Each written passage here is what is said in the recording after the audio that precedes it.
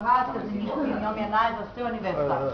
Olha que fala, vou Sua falar. feiura, Casimiro. Hoje aqui, segunda-feira, né, 2012, nós vamos comemorar o aniversário, vamos cantar parabéns pro Caseninho, aniversário do Caseninho, fazendo 46 anos do Caseninho.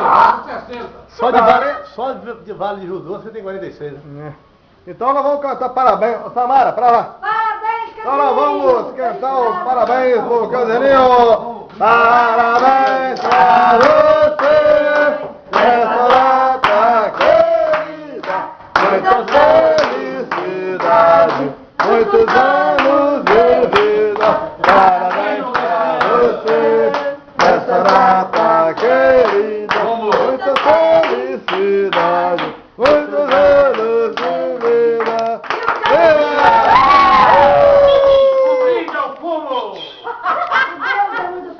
Felicidade, paz! Parabéns, parabéns, meu bem! Te amo, te amo! O Zezé hoje, barrigudo, está participando do churrasco com nós aqui. Hoje é o churrasco de Geraldo. Pra não comprar, pra não ser javali, ele comprou lá o linguiça, comprou murcia, chouriço. Pega lá o chouriço lá. Filma aqui o O chouriço.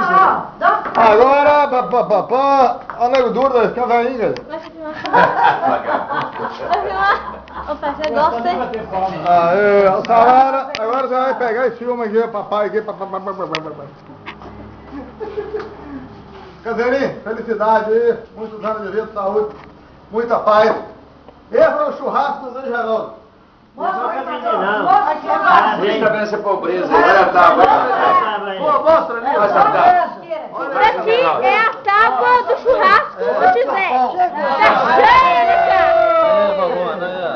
A cara da carne como é que tá bonita. Só aí filma a cara do povo, 3 anos, cara. Olha que carninha, ó. Você não comeu um caninho.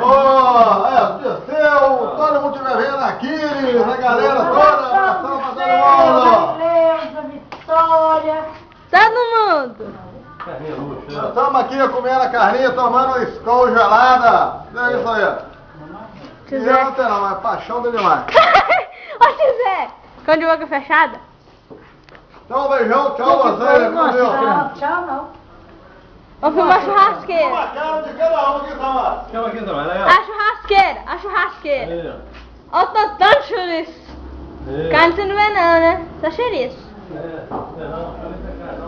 Oi.